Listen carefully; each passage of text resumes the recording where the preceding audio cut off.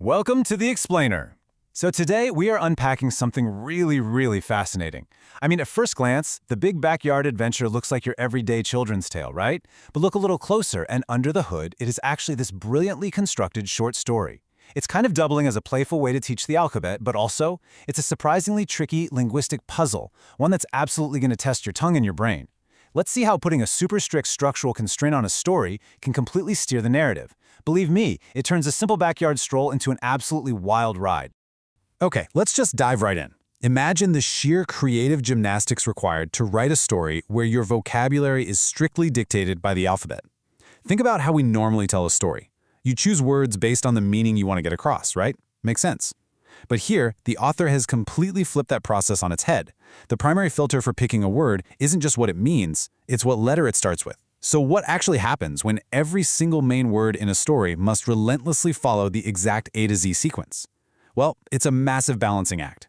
You've got to keep the plot moving forward while constantly racking your brain for a word that starts with the very next letter of the alphabet. And this sequence right here illustrates that core mechanic perfectly. We go from A for alligator to B for Bob, C for cased, D for dark, E for empty, all the way to F for forest. It's so clever because the author's linking a noun, alligator Bob, to a very specific action verb, cased. Then they describe the setting using two sequential adjectives, dark and empty, before finally hitting that destination noun with forest. Honestly, it makes an incredibly rigid constraint look completely effortless. Notice how our journey starts off with this surprisingly mysterious, almost dramatic tone right out of the gate. Alligator Bob cased the dark, empty forest, right? It honestly sounds like the opening line of some hard-boiled detective novel. And the word cased is doing so much heavy lifting here. I mean, the author could have easily gone with Alligator Bob crawled or Alligator Bob chewed, but cased? That gives our reptilian main character a real sense of purpose. It sets up this beautifully moody atmosphere that just immediately hooks you in. It really proves that constrained writing absolutely doesn't have to be boring. So here is the crucial point. To really get this, we have to understand the underlying rule making the whole text possible, the main word rule. Basically, the author set up a parameter where only the primary vocabulary, the nouns, verbs, and adjectives, have to follow that strict A to Z sequence. This means they can strategically bypass minor connecting words like the or in.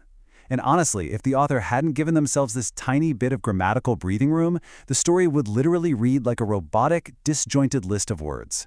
By allowing those tiny connector words, the main vocabulary can carry all that heavy alphabetical lifting without breaking the basic rules of English grammar. It's the secret sauce that transforms a puzzle into a readable, working sentence. Now, as we hit letters G through K, things get really interesting. We see this wildly surreal, completely imaginative leap from a dark forest straight into a bustling kitchen. We go from giraffes to herd to insects, which, by the way, is spelled exactly like that in the source material without the N, giving it this quirky, almost phonetically raw feel. Then we get to jumping and finally land right in the kitchen. Think about the cinematic cut there. A second ago, we were casing a dark forest with an alligator, and suddenly, we are watching giraffes listen to bugs jumping around indoors. This is exactly the beauty of the A to Z constraint. It forces the narrative into these wonderfully bizarre directions simply because you can't rely on the usual logical steps of a normal story. Moving right along to the L through P section, let's see how this builds up. It leads us straight into this hilariously unexpected image of big cats cooking up a citrusy breakfast. Check this out. Lions made nice orange pancakes. The transition here is just seamless. We're still hanging out in that same kitchen, but now the apex predators of the savannah are apparently making brunch. And notice the elegant way they use the adjectives nice and orange to satisfy the N and O requirements right before delivering the absolute punchline of pancakes for P. It perfectly showcases how this constraint creates a whimsical, almost dreamlike logic. It's just incredibly engaging. Now, as we get even deeper into the alphabet, notice how perfectly the author pairs up these really tricky adjectives and nouns for letters Q through V. This late middle stretch of the alphabet, it is notoriously difficult for this kind of writing. You've got tricky letters like Q, U, and V creeping in there, but look at the pairings. Quiet rabbits, two ugly vultures. The author leans on a super classic storytelling structure here, subject, verb, object, just to muscle through these tough letters. They've essentially built this self-contained little diorama of nature just to satisfy this specific six-letter stretch. When you read it all together, Quiet rabbit saw two ugly vultures. Wow. Even with those incredibly difficult alphabetical constraints, the text delivers this really punchy, vivid little scene. It pulls you right back into the wild nature of the backyard. After that totally surreal detour into the pancake-making kitchen, we're grounded again in a real moment of natural tension. I mean, the rabbits are quiet because they're actively observing a potential threat. It's concise, it's highly visual, and it flawlessly executes that QRSTUV sequence without ever feeling forced or artificial.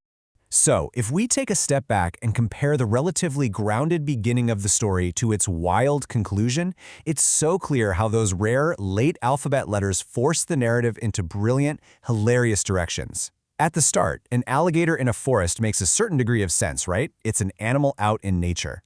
But by the time we hit the end of the alphabet, your pool of available words shrinks dramatically.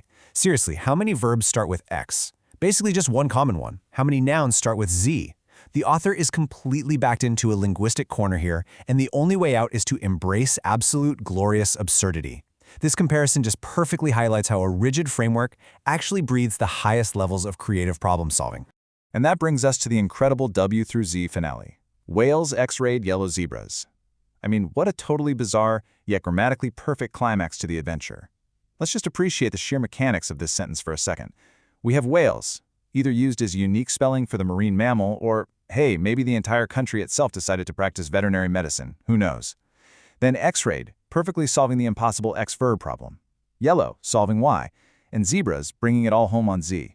Does it make logical sense in the real world? Absolutely zero.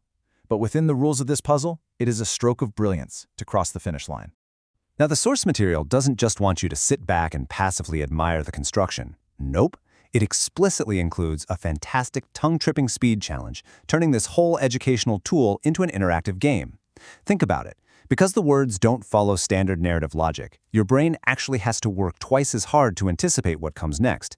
If you try to speed read "Lions made nice orange pancakes" and then immediately follow it with "Quiet rabbits saw two ugly vultures," those shifting images and hard phonetic jumps from one letter to the next, they create a genuine physical challenge for your vocal cords. So, I'm going to leave you with this final, thrilling challenge. Can you master reading this incredible A to Z journey out loud, or is the alphabet going to get the better of you? We've unpacked the mechanics, we've admired the surreal imagery, and we've seen firsthand how constrained writing can turn a super simple alphabet lesson into an unforgettable mental puzzle. Now, it is your turn to put it into practice. Take a deep breath, start at Alligator Bob, and see if you can make it all the way to those yellow zebras without missing a beat. Thanks so much for joining me on this explainer, and hey, happy reading!